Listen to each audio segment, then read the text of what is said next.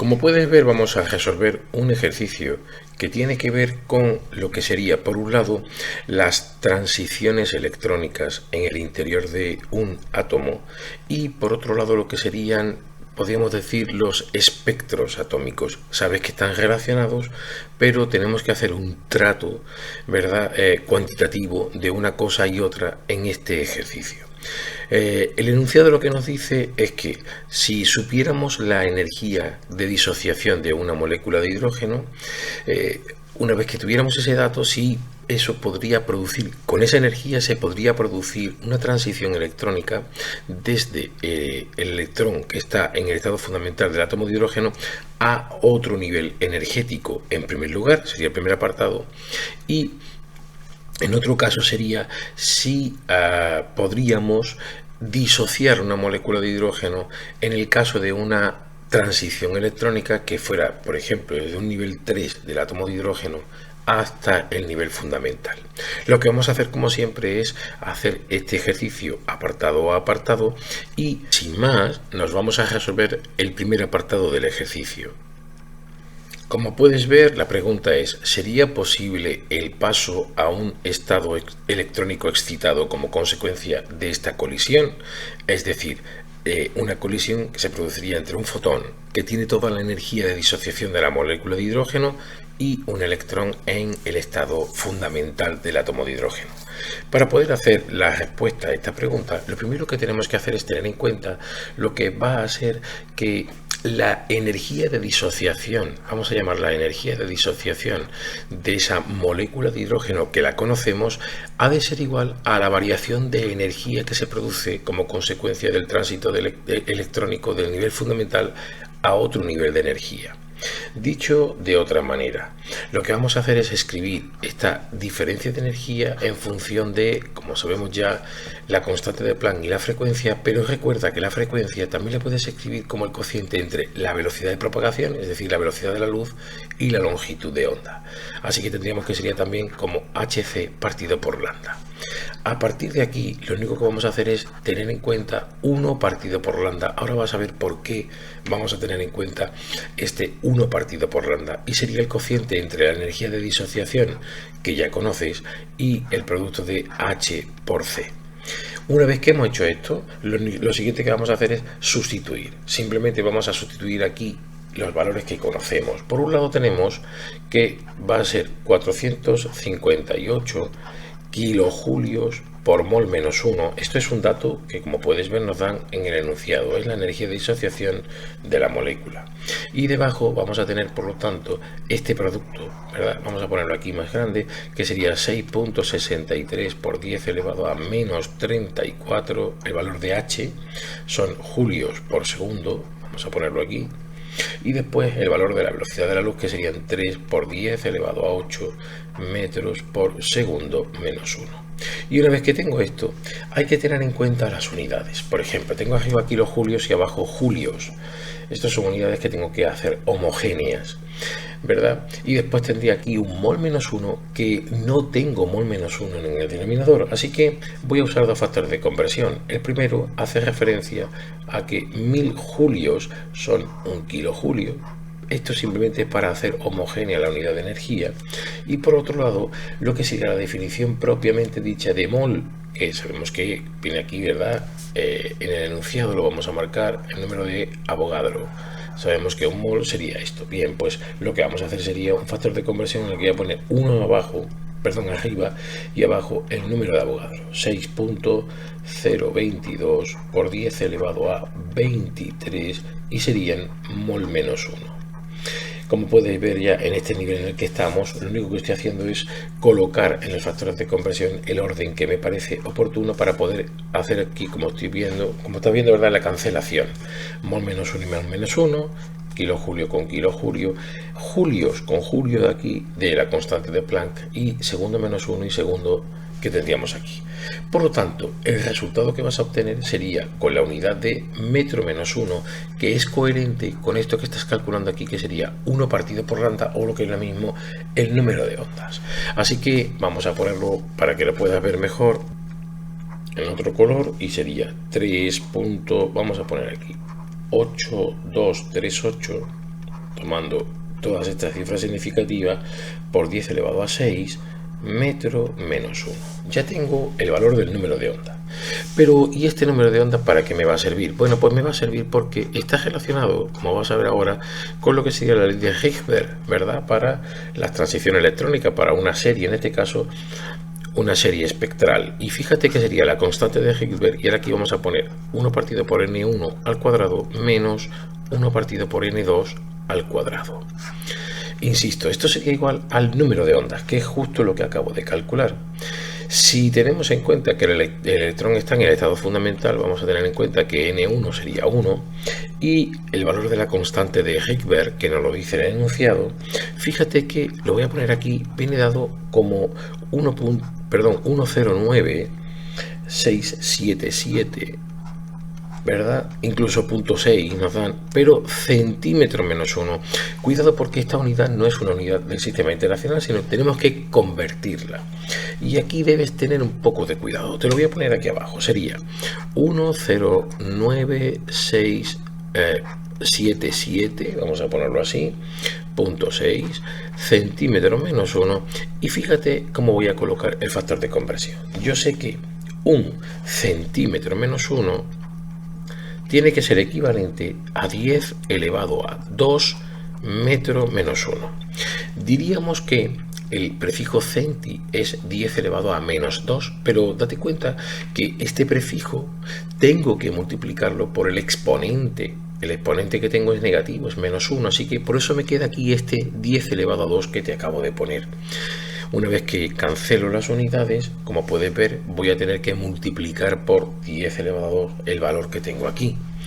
Y simplemente tirando de lo que sería la ecuación que hemos visto antes, vamos a tener que, por ejemplo, 1 partido por lambda y por r es igual a 1, vamos a poner aquí, 1 menos 1 partido por n2 al cuadrado. Lo único que he hecho ha sido pasar la r al primer miembro dividiendo, y de aquí vamos a poder poner que 1 partido por n2 al cuadrado es igual a 1 menos 1 partido por lambda y por r, y despejando, lo vamos a poner aquí, el valor n2, que es lo que yo quiero calcular, sería la raíz cuadrada de 1 partido por 1 menos, y aquí vamos a colocar ahora 1 partido por lambda r. Esta sería la expresión para calcular cuál es el segundo nivel energético en esta supuesta transición que vamos a considerar. Si sustituyes los valores, verás que vas a tener n2 va a ser igual, vamos a poner aquí la raíz cuadrada bien grande, y tendríamos arriba un 1, y vamos a dividir por, y aquí tendríamos 1 menos. Y ahora observa, teníamos 1 partido por lambda, que lo conozco, que es lo que tienes aquí en azul, y después dividido por r. Así que voy a colocar el valor del número de onda en el numerador, y sería, hemos dicho 3,8238 por 10 elevado a 6, y por supuesto la unidad, metro menos 1. Y ahora estaría dividido por la constante de Higgs, pero la constante de Higgs la voy a escribir como 1,097. Vamos a hacerlo también en notación científica por 10 elevado a 7 metro menos 1.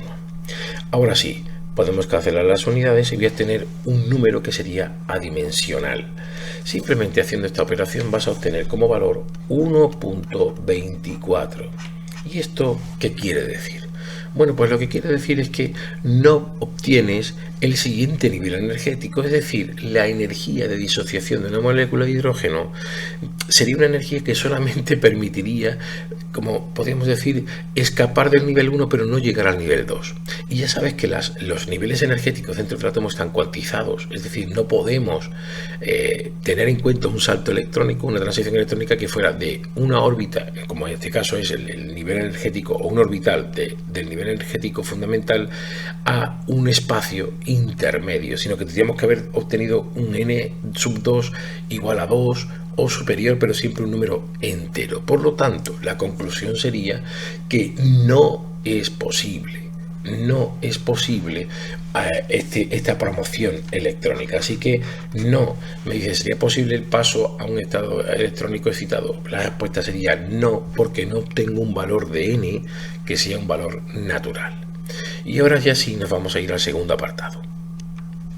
Me dice ahora, supón que un átomo de hidrógeno en un estado electrónico excitado, por ejemplo el n igual a 3, regresa al nivel fundamental mediante la emisión de un fotón. ¿Podría ese fotón disociar una molécula de hidrógeno? Ahora digamos la situación es la contraria, pero ya me dan cuál es la transición electrónica que tengo que tener en cuenta. Por lo tanto, voy a partir de la ley de Rydberg, como ves aquí otra vez. Tendríamos el 1 partido por n sub 1 al cuadrado menos 1 partido por n2 al cuadrado. Y a partir de aquí, lo único que voy a hacer es que voy a considerar que N1 sería el nivel fundamental y N2 va a ser el nivel de partida, que es 3, según me han dicho. Recuerda además que la transición electrónica lleva asociado un valor de energía que sería Hc partido por lambda, como hemos visto en el primer apartado.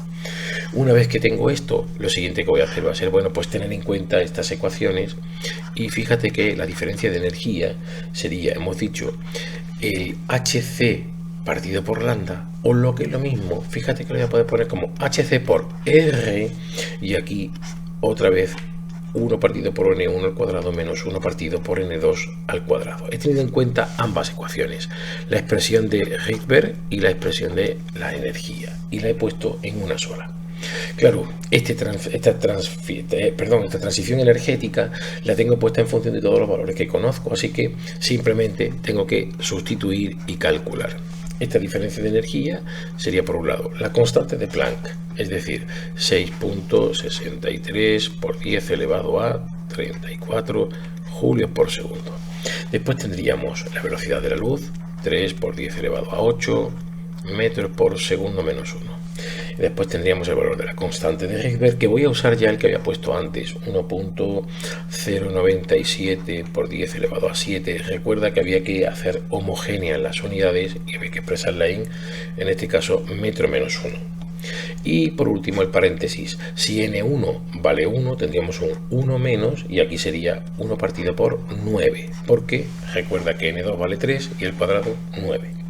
Y una vez que he hecho todo esto, vamos a poder cancelar unidades, es decir, tengo metro y metro menos 1, tendríamos segundo y segundo menos 1. Me van a quedar solamente, como ves aquí, julios, que es coherente con lo que estoy calculando. Así que, en mi caso, esta diferencia de energía que estoy calculando, voy a obtener un valor que sería 1.94 por 10 elevado a menos 18 julios. Este es el valor de energía, pero necesito esto expresado de otra manera. ¿Por qué? Pues porque yo sabía que la energía de disociación, ¿verdad? Me decían que era algo así como 400, lo tengo aquí en el enunciado, son 458 kilojulios por mol menos 1.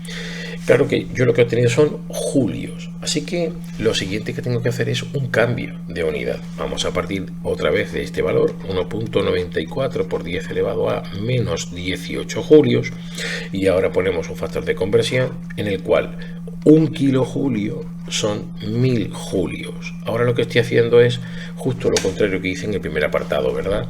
Vamos a expresarlo en kilojulios, pero es que además debo multiplicar también por el número de Avogadro para referirlo a mol, es decir, 6.022 por 10 elevado a 23 mol menos 1. De esta manera voy a obtener las unidades que venían, como te voy a remarcar aquí otra vez, dentro de mis datos, ¿verdad?, del enunciado. Si haces la operación, vas a obtener como valor, ahora sí, 1.17